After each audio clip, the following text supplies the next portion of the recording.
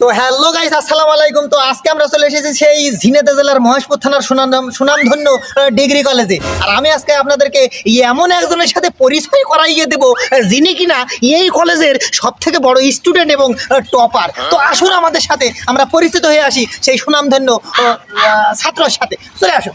হ্যাঁ, বলছি ভাইয়া, আমরা ইতিমধ্যে জেনে ফেলেছি যে আপনি নাকি এই বড় ডিগ্রি কলেজের সব থেকে বড় টপার। তো আমরা দর্শককে আরও জানাতে চাচ্ছি যে আপনি টপার কিনা নাকি তার থেকে আরো অনেক বড় কিছু, যদি আমাদের সাথে একটু বলতেন ভাইয়া।